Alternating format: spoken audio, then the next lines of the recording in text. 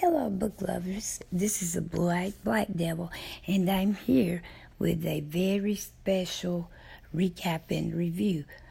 Why is it special?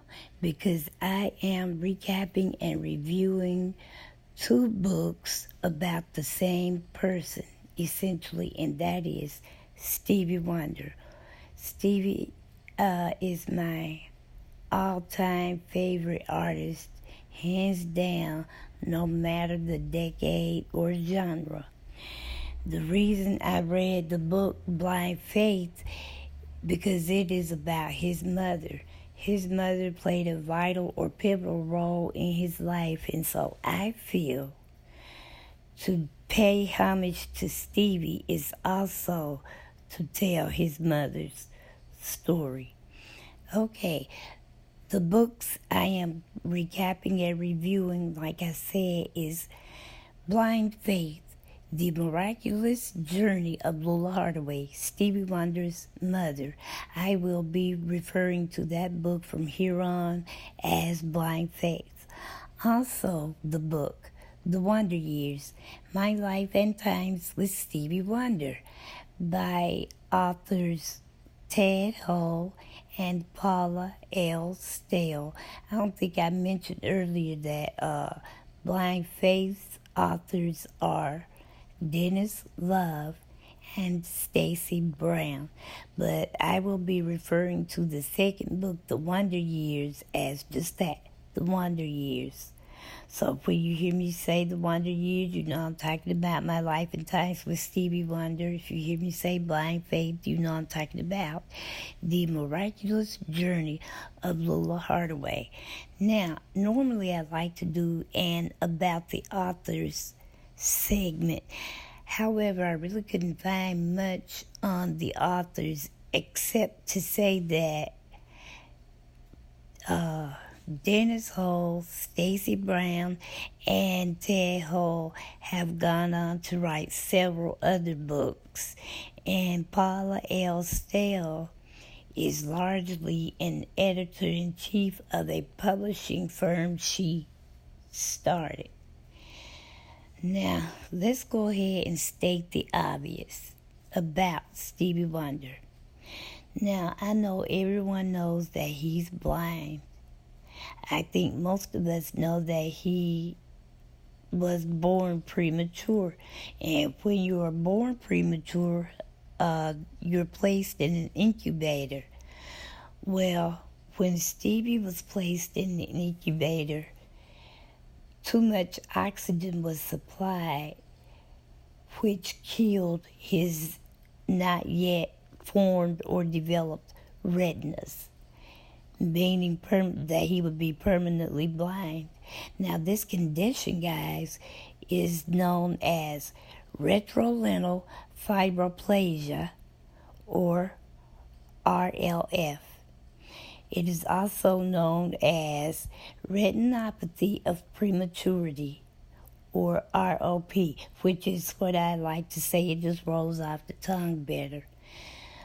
Okay, so we also know that he was a child prodigy. All of those things, I think we already know, so I don't have to waste time. Well, it wouldn't be a waste of time, but I don't have to spend so much time focused on those things. Along the way, though, because I am reviewing and recapping two books, is probably going to be a bit lengthy because you know I love to talk, okay?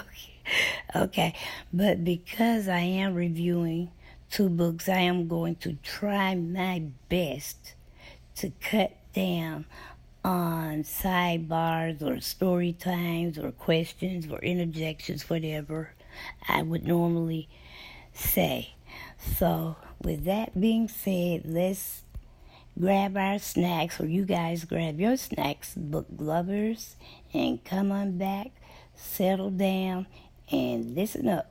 Here goes. The first book is going to be, like I mentioned, Blind Faith, the miraculous journey of Lula Hardaway, Stevie Wonder's mom. Saginaw, Michigan, 1952. You need a miracle. God bless you and your baby boy, but there's nothing we can do. I am so sorry. The last and the best doctor from the Mayo Clinic told her the first 52 days of her son's life were spent in an incubator. Now, let's fast forward. Oh, she wanted her son to see so bad, she even took him to see Oral Roberts once. Now let's fast forward to what was then present day. Lula is entertaining her Sunday school class at her home.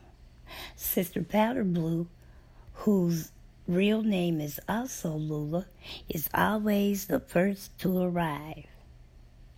She, Sister Powder Blue, along with the rest of the Sunday school class, is admiring and enjoying the fine food and drink and all of, and Lula's grand home in all of its splendor, great splendor. As the gathering comes to an end, Sister Powder Blue tells Lula again how nice her home is. Then she says, "You must have been a praying ass to get all this." Well, Lula gave her a diplomatic smile, thanked her again for coming, and gently closed her door.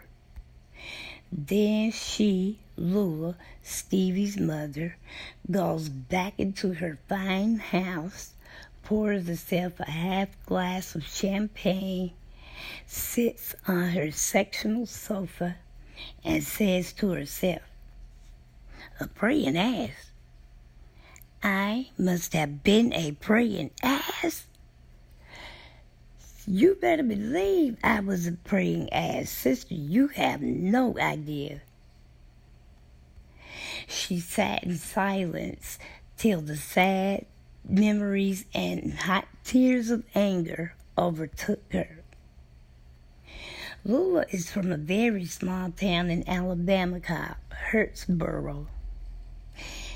One of the reasons, guys, I wanted to recap and review these books together is to try to catch and correct or identify, not so much as correct because the books have already been written, but I wanted to identify any discrepancies I came across, and here was the first one. Now, this book, Blind Faith, says that Lula was born in 1932, but the book, The Wonder Yrs, says that she was born in 1930. Whichever year she was born, the population of Hurtsboro was 592. In 2010, the population dipped to 553. But by 2018, it had climbed again to 586. She was born to parents Mary Ellie Pitts and Noble Hardaway. Not much is known about her birth parents, except her mother was more or less disowned by her parents because she wasn't willing to settle down and be a wife and or mother. Her father, Noble Hardaway, was a sharecropper who lost no love on Mary Ellie. Mary was sent to live with her Uncle Henry and his wife, Virg Wright. It's during this time that she gives birth to Lula. Lula was nicknamed Little Red because of the shock of red hair she was born with. When she was just 6 months old, her mother walked out of her life, promising to come back, but she never did. Lula was then raised by the Wrights. Now, Lula was only 10 years old when the man she knew as Papa passed away. He was almost 70 years old. Shortly after Papa's passing and life getting back to a new normal, Lula and her best friend Annabelle, also known as Goop, Goop is said to have been almost twice Lula's age. But one evening, they got into an argument. No one knows how it got started, but Goop said to Lula, "You're so high and mighty for a bastard child." Lula stared, uncomprehending. Goop says, "You don't even know, do you? You ninny?" "You don't even know." Lula said, "No what? You don't even know who your father is." "Yes, I do," Lula said. "It's or your mother, you ninny." When Goop said all of this, Lula had an inkling that she may have been telling the truth. She just didn't want to believe it. She wanted to wait and go home and talk it over with Mama, because Mama always made things right, or at least she used to until Papa passed away.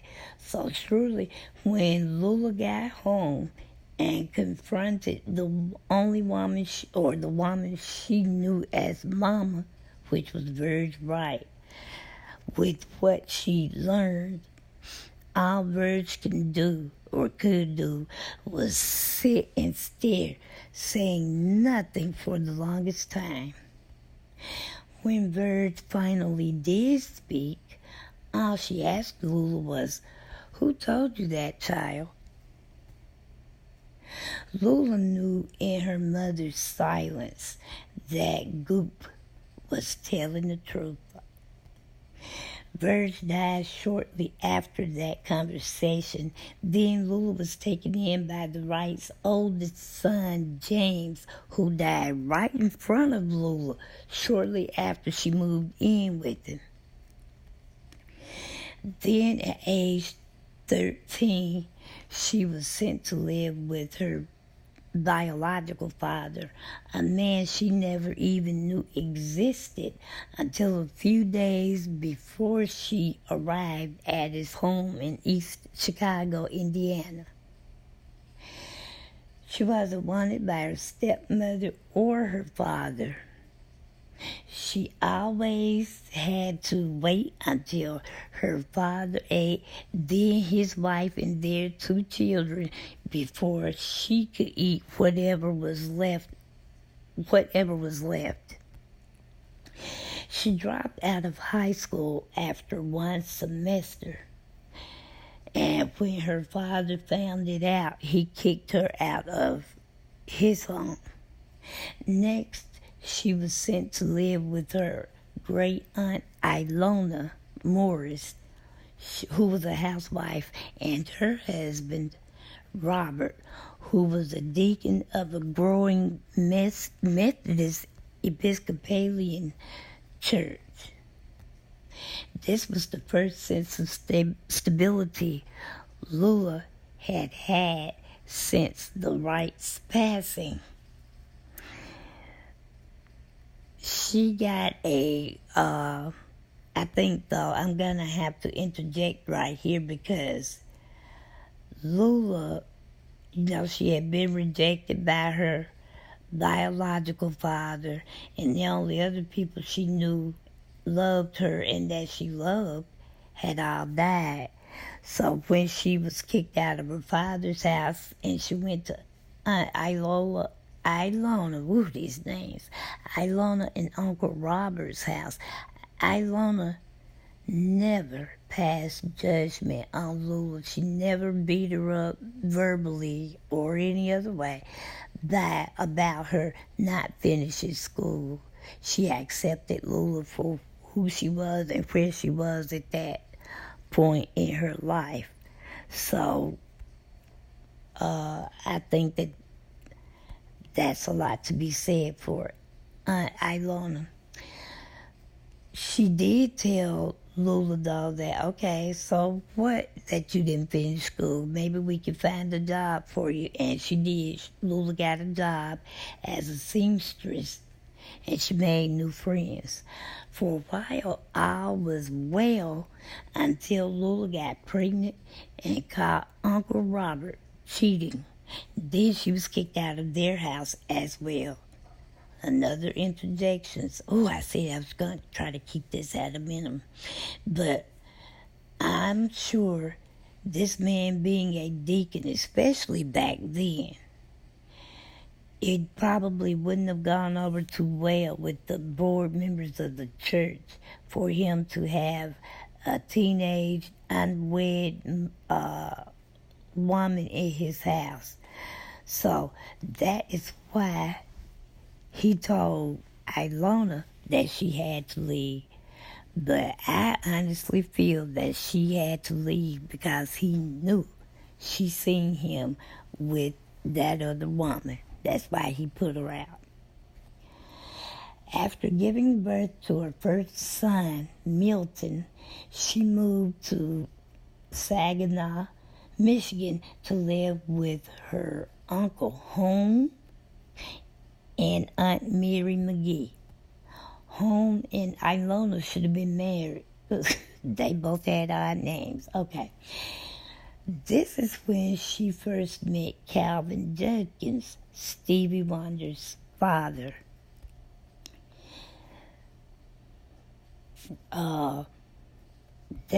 Lula and Calvin, were married in Columbus, Ohio, but the year of marriage wasn't mentioned. Calvin was said to be several years older than Lula.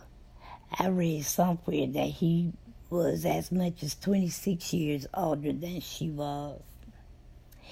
He was also said to have been an alcoholic who wouldn't work. He was also both physically and verbally abusive to Lula as well. Now,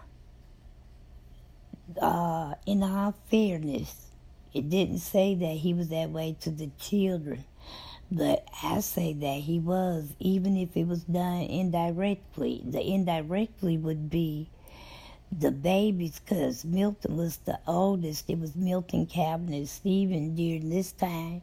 But even so, Milton was only like 5 or 6, which would have made Calvin and Stevie younger. So even if Calvin wasn't jumping on them, they heard their mother being beaten and they were helpless to do anything about it. And that is also a form of abuse. Calvin at some point began forcing Lula to prostitute herself. She was made to do this repeatedly until she just wouldn't do it anymore, which led to their final showdown. Let me see if I can, long story short, the prostitution thing. That was uncomfortable.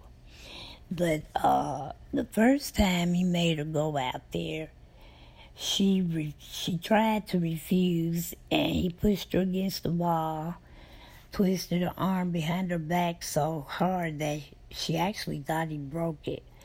Well, then he threatened to beat her if she didn't do what the man wanted. So she gets her coat as she's walking to get in the car with the man.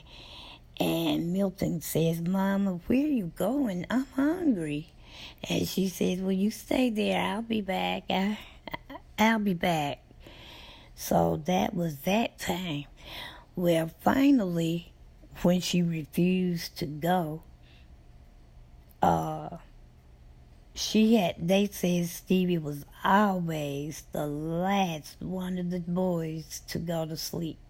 Back then, doctors didn't know that blind people often find it incredibly hard to go and or stay asleep. So Stevie was just being Stevie. He's always the last to go to sleep. This particular night, though, she finally got him to sleep. Milton and Calvin were in their room already, but she was on the couch with Stevie, and he went to sleep. They also said, though, when Stevie did go to sleep, he slept very soundly. He comes in, Calvin that is, demanding she goes out. She says, "I'm not doing it." He hit her. So this goes back and forth, and finally she says, "You're the man of the house. The man is supposed to take care of his family, you sorry son of a bitch." He punched her. She got back up off the floor again. Now, in the middle of all of this, Milton and Calvin wake up, and she could hear them crying, but she couldn't get to him because she had to get him off their father off of her. But Stevie didn't move a muscle. He was out for the count. Finally, she ended up stabbing him with his own knife to get him off of her. Now, in the middle of the argument, she told him that she was taking the children and leaving, but he didn't believe her. He said something along the lines of, "Where you going? Ain't nobody gonna take you in. A woman with 3 children, one of them blind as a bat." Like the one blind as a bat wasn't his. Okay, but anyway, after Calvin ran out of the house into the snow with Lula on his heels, I guess she was out there to make sure if he turned around, she could stab him again. But Lula went back into the house, cleaned up the kitchen, woke and dressed her babies, packed her meager belongings, retrieved money she'd put away, which totaled $117, and that was probably a handsome fee back in roughly 1954. I wonder what that would be today. Anyway, after she did all of this, she placed her children with friends and relatives until she could get on her feet. After a few close calls with the police, she let Calvin come back under one condition. He had to be willing to move to Detroit, and he was. Lula took him back or let him come back because she knew as soon as she saved enough money, she would leave him, and leave him again. This time it would be for good. "I will leave him flat as a pancake," she said. Calvin was able to get them an apartment in the Brewster housing projects. Now, this housing complex I've heard a lot about. So apparently a lot of musicians in the early Motown days lived there at some point between, childhood and adulthood. They were able to get what was considered to be a good apartment on the ground floor because of Stevie's blindness. Lula found work right away at a fish market, and her half-sister Nellie came from Alabama to Detroit to help. She came to Detroit to live with them and help with the raising of the children. Meanwhile, Calvin reverted back to his old ways. Stevie sporadically attended. All right. Okay, on this passage, hold up. I think it's important to say this. This book got the school wrong. Now, Stevie did sporadically attend Fitzgerald Elementary School, but that was a public school. This book got it wrong. but he went there until 6th grade. Then he enrolled at the Michigan School for the Blind. This book said that Fitzgerald's school was a blind school, but within state-mandated schools, there has never been one state where there have been 2 blind schools. Also, the word blind and the name of the state will always be in the title. And so was this the case with the Michigan School for the Blind. So Blind Face got that one wrong. Fitzgerald was actually a public school. One afternoon, a member of the Whitestone Baptist Church, the church Stevie and his family attended, a member saw Stevie and his friend John Glover playing and singing on the street. She told Stevie how disappointed she was in him. A few days later, a deacon comes to Lula and tells her that Stevie had been stripped of his membership. "Well, I guess I won't be showing up anymore either," she said. The deacon tipped his hat as if to say, "So be it," and left. When Stevie learned of his disfellowship, or that he had been disfellowshipped, he said to Lula, "Well, Mama, I guess I just became a sinner." Okay, pay attention. Lula saved over $900, which she used as a down payment on a 4-bedroom house. Once, when Stevie was around 5, he went to his mother's bedside because he heard her crying. He asked her if she was sick. She told him, "No, nothing's wrong." "Yes, there is," he told her. So then she tells him what's really bothering her. She told him that she worried about him because he couldn't see, and she couldn't always be there to watch over him. She told him that she didn't think he would ever be happy because he always wished he could see, and there was nothing that she could do about it. "Don't cry, Mama. Don't be sad, Mama," he said. "I'm not sad." All of these things were heavy on her heart at that time, but when Stevie said that, it freed her immensely.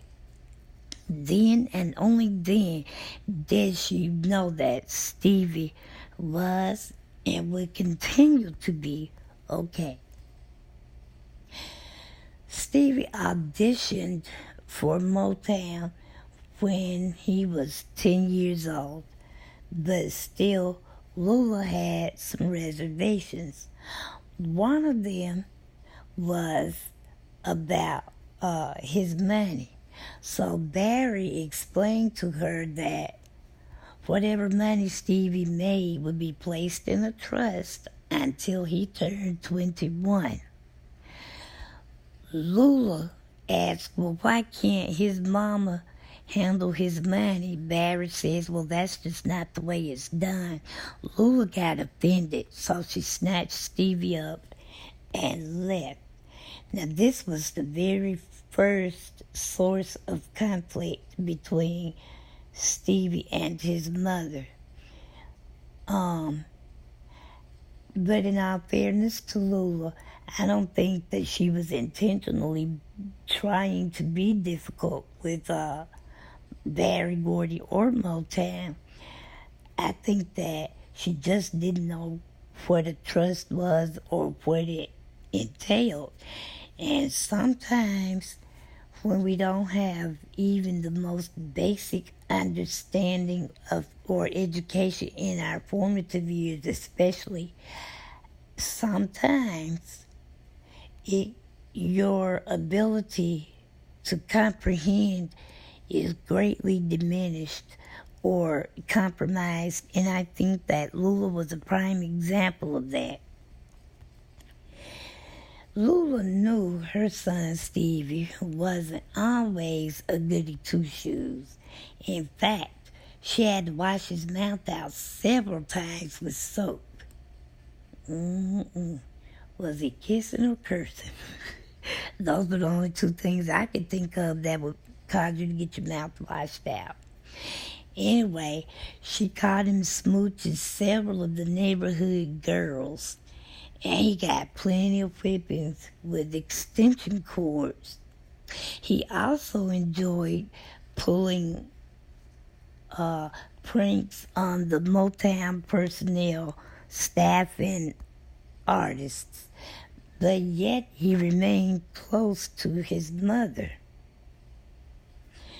It is believed that Calvin contacted the school board of education telling them that Stevie was neglecting his education. The board ruled that if he wasn't getting formal education while on the road, there would be no going on the road for Stevie. And the board was legally within its rights to make that ruling. Finally, after a nationwide search, a man by the name of Ted Hull was recruited to be Stevie's teacher. By this time, though, Stevie had been enrolled at the Michigan School for the Blind. Now, let me go back up here. Right when I was talking about Stevie not being a goody two-shoes, the first source of conflict or tension between Lula and Stevie was Stevie had been telling, I'm sure, his neighborhood friends and classmates that he was going to audition at Motown. Well, when Lula stormed out, Stevie was really hurt. And when people, were coming by asking, how did it go, what happened, Stevie kept saying, Mama doesn't want me to do it. Mama doesn't want me to do it. Well, he retaliated. But the way he retaliated was by playing his drums. He played drums, and I've already spoken about his insomnia. So he played drums for days upon nights, upon days, upon mornings, upon evenings, up again. He played forever and a day. It had to have felt to his brother. Well, finally, and I don't know that he did it to break his mother down, but that is essentially what happened. One day she had had enough, and she went in and she says, all right. When she said that, he dropped his drumsticks, went to his mother, they embraced, and then she stepped back and saw that Stevie's eyes had been swollen shut from crying, all the puffiness, and he had played the drums so long that there was blood in his drumsticks. They had splintered up and everything, so she realized then that maybe she did need to fall back, and because she always knew her son was gifted and talented in that way, but she didn't know any other blind people, children or adults apparently, so she didn't know what blind people were capable of. She kept having nightmares about her blind son Stevie being on street corners panhandling for money as a means of supporting himself, and she just did not want that. But she didn't know what she could do, to take care of him or teach him. So she did go ahead and contact Motown, and they got the ball rolling. Now Ted Hull is the teacher. Stevie was required to spend at least 1 week, some sources said 2 weeks, a month, on the Michigan School for the Blind's physical campus. Puberty also threatened to derail his career, but thankfully it was just another hiccup on his road to greatness. In 1964, Barry moved Lula and the family into a home in a supposed better neighborhood. It was also 4 bedrooms. Stevie had when Calvin contacted the school board, if it was him, Lula feels it was him because at this time Stevie had his fingertips parts 1 and 2 and the album Jazz Soul of Stevie Wonder. They were climbing the charts, and Lula feels that Calvin wanted some money, and so he would do and say whatever it took to get his hooves in, whoever it took to get some of the money, but that's not what happened. Now, when Stevie did get to Motown, after he hit with Fingertips and Jazz Soul, he didn't land another hit for anything. Now, in the 1960s, civil rights was, in its heyday, and there was a lot of protests going on with that. Also with Vietnam and, should we be there or shouldn't we? And Stevie felt he had something to say, but Barry refused to let him write anything other than what Barry considered nice music. But nice music was not selling. It wasn't doing anything. But Stevie knew that he had to stay within the confines of that contract until he turned 21. Now, when he turned 21, he'd always told himself that all bets were off when it came to his contract with Motown. He wanted out of the contract, and Barry reluctantly let him go. Now, that's what I don't understand. If you want to stifle his growth by not allowing him the chance to write and record and release other songs, why were you holding on to him? Or why did you want to hold on to him? By this time, though, Motown was in a rut, and Stevie knew he had what it took to bring the label back around if the price was right. Now we're getting into the heart of the matter. When he renegotiated his contract, Barry was blindsided, to say the least. Stevie wanted complete creative control. He wanted full publishing rights and a generous percentage of the profits from his records.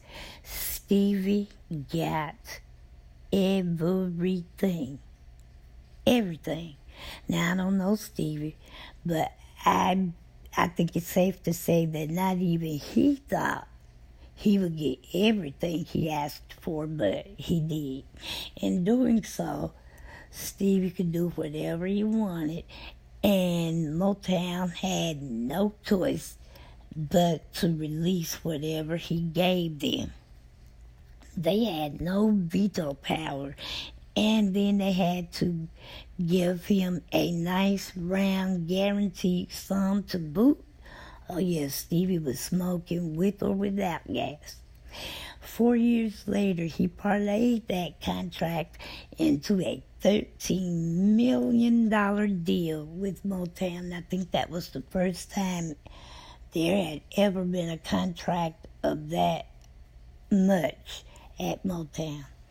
At that time, Stevie was said to have the most valuable artist contract, not just at Motown, but in the history of the recording industry, period. Well, yeah, you did that, Stevie. The single Superstition was released on October 24th, 1972, and 3 days later, the album Talking Book was released. Now, with the release of the album Talking Book featuring the single Superstition and You Haven't Done Nothing, Superstition and You Are the Sunshine of My Life, this was the first of 4 groundbreaking albums, all reaching #1.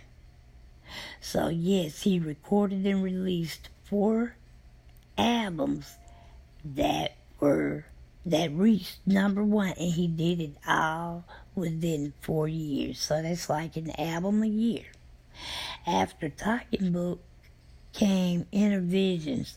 This album included the hits Living for the City and Higher Ground.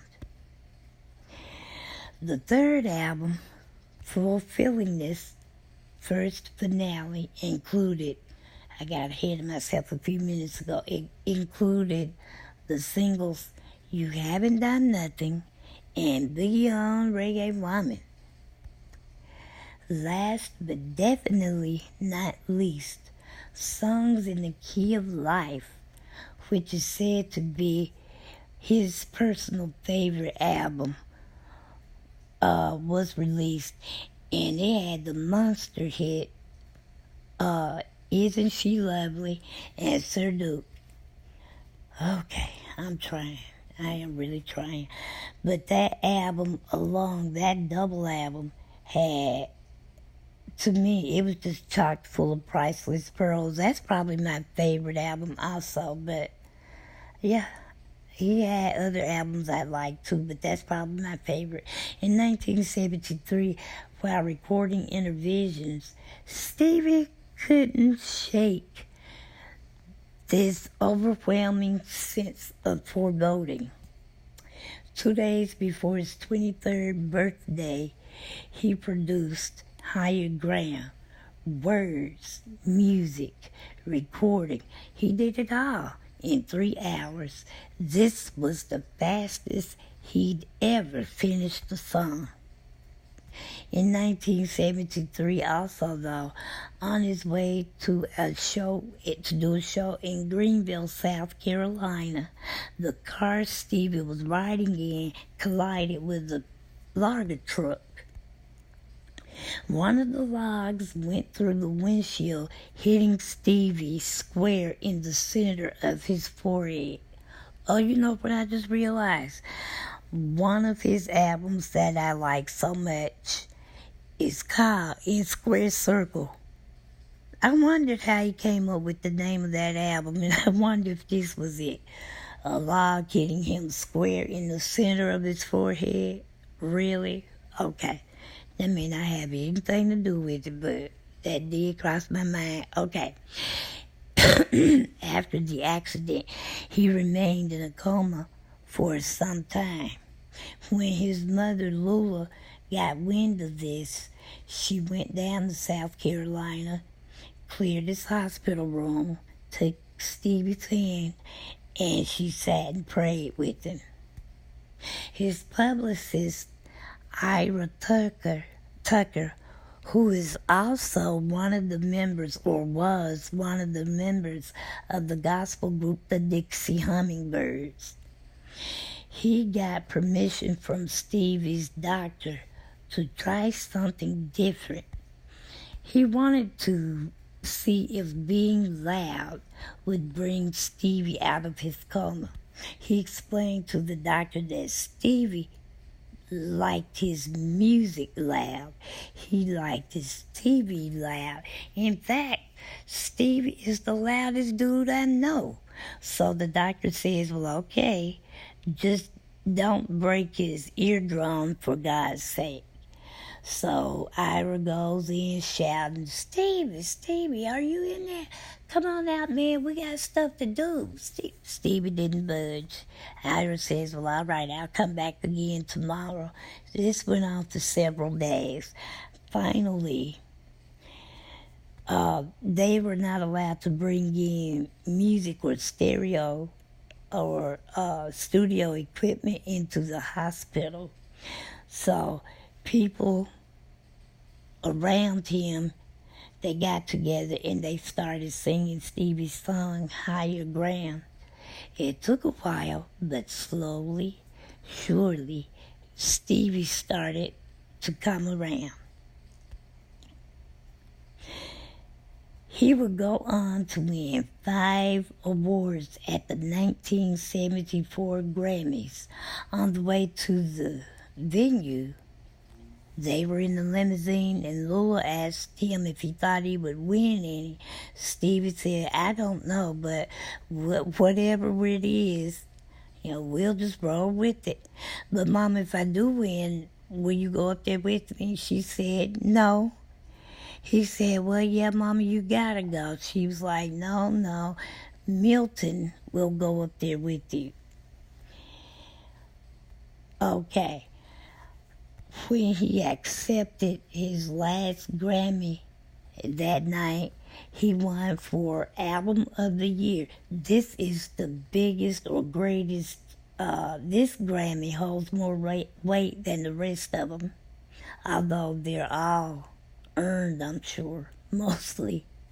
Anyway, when he received that award, he finally got his mom to go up there with him, go on stage with him.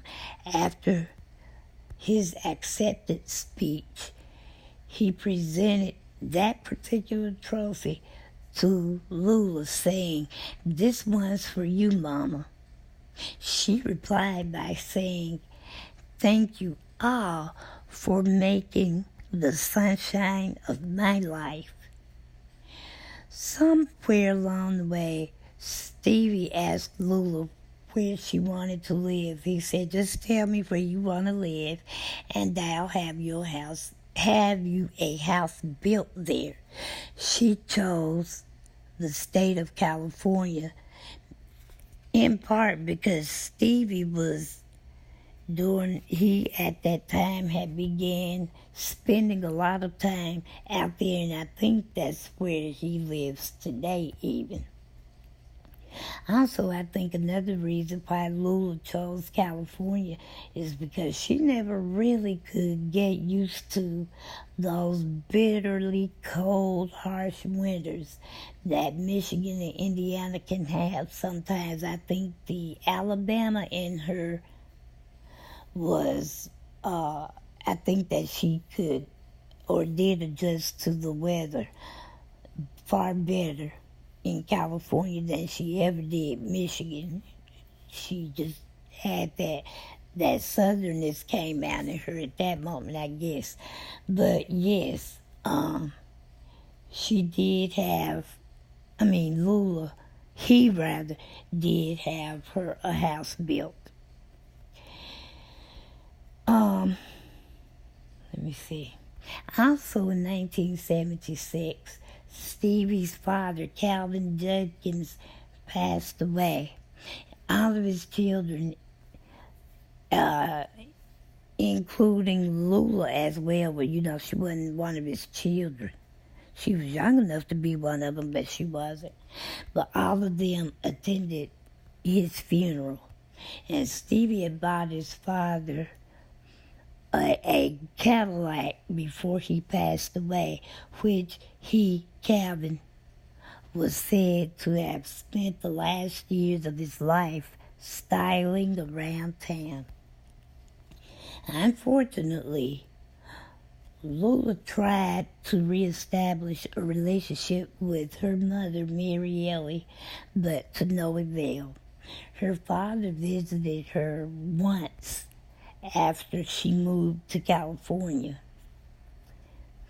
Her great-aunt Ilona and her husband Robert visited her from time to time, and after Robert passed away, Ilona visited once a year until her death, which was in 1990, and Lula is said to have never gotten over that.